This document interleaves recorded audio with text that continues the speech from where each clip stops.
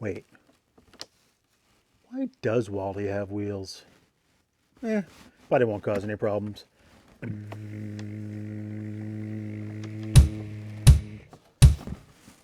No!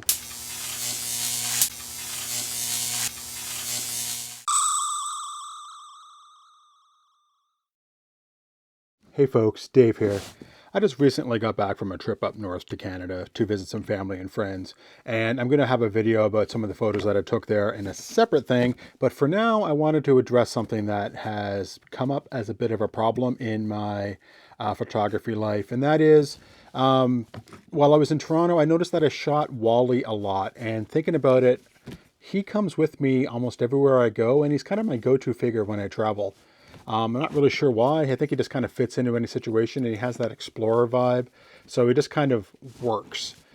And I've shot him many times. There's several videos on this channel that show how I've shot Wally. But he has a fatal flaw. I guess not a fatal flaw. He has a flaw.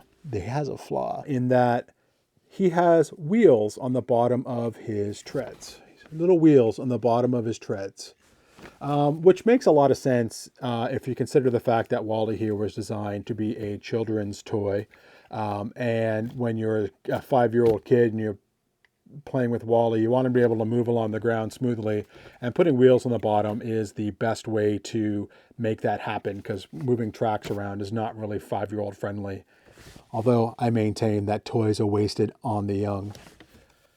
As a toy photographer, this actually bugs me a fair bit. Because of one simple thing, and that even though it's very, very subtle, these wheels raise the treads off the ground by just a couple millimeters. And that is enough when Wally is on a hard surface and shot from the right angles to cause the shadows to look wrong. And I spent a lot of time in Photoshop kind of elevating Wally, or elevating the ground up, or moving Wally down, however you want to look at it, to get Wally to sit properly on the ground so the shadows are flush with the tread, not with the bottom of the wheels. So I'm going to, in this video, is to fix this problem. And the way I'm going to do it is by simply just cutting out these wheels. I don't need them. I'm not a 5-year-old anymore. I don't need to run it around a table to get my joys.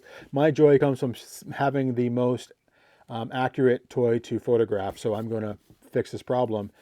Toys, to me, they're not precious. Some people buy toys and they put them on a shelf and they treat them with reverence and they treat them as collections, which is fine. I mean, many of the toys that I've purchased have actually come from people's collections that have been babied over the years. So I much appreciate the collector mindset of keeping these things new. But I am not a collector. I'm a toy photographer. This is a prop to me, not a precious commodity. It needs to work for my needs. So I want to get rid of these treads. Now, originally when I sat down to do this, I thought, oh, I'll just take a pair of nippers and just reach in there, nip out the axles, and all will be done. But Disney did a good job with making this thing. It's not as easy as just putting some nippers in there and cutting them.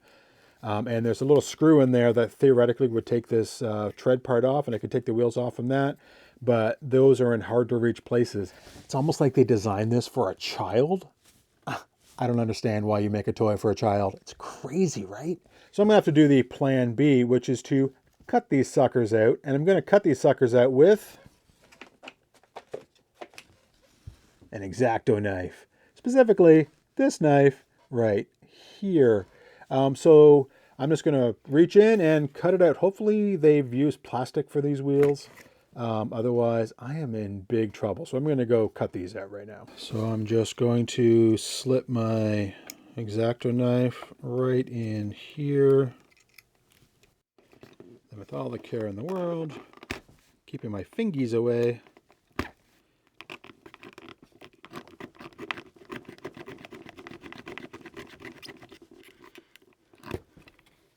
So I think they actually used metal axles in these wheels. So plan B is going to see if I can cut off this plastic bit here.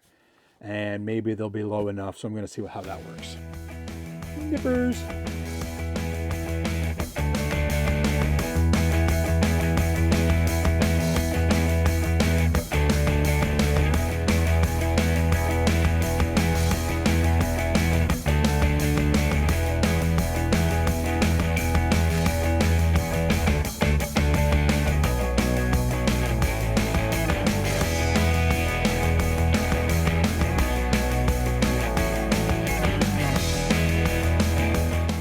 not sure why I didn't notice this problem before. I think it was largely due to the fact that most of the Wally shots that I've taken in the past have been on soft ground, so the treads kind of suck in.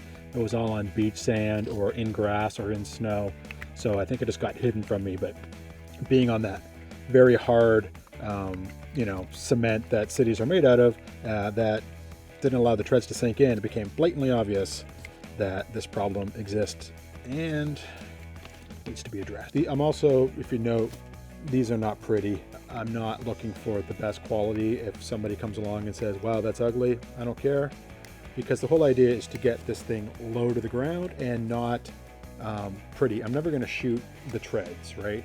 If I am, I'm probably going to be photoshopping in stuff anyways, because there's a big hole there, so I'm going to have to Photoshop anyway, so I'm not really worried about that. But I'm literally worried about just getting those treads so it lies flush with the ground.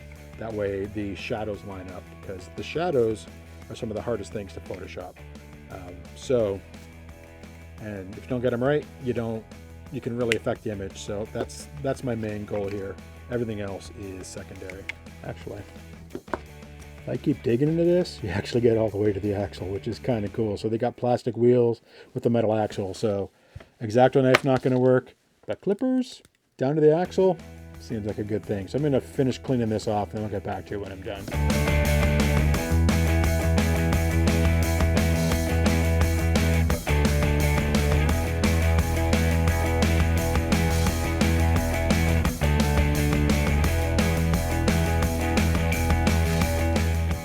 All right, so now I'm done.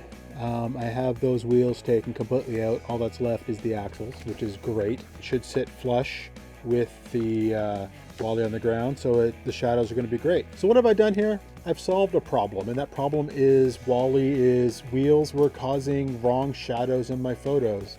And I know I'm going to shoot Wally. Wally seems to be an inspiration of mine, and I want to keep shooting Wally, so I want to have him as an option. And I don't want to be looking at my camera bag going, geez, there's Wally, but I don't want to do that Photoshop. Maybe I'll pick something else. Or even worse, oh geez, there's Wally, but I don't want to do that Photoshop stuff. Maybe I just won't take a photo.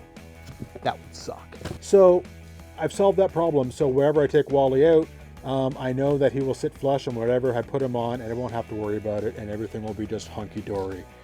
So future me is going to be very thankful for this. That's pretty much it for this video. Like I said, the pictures I have with this Wally in Canada, plus some other stuff, I'll put in a future video, so stay tuned for that. Hit subscribe to make sure you see that, and I'll see you next time. Cheers.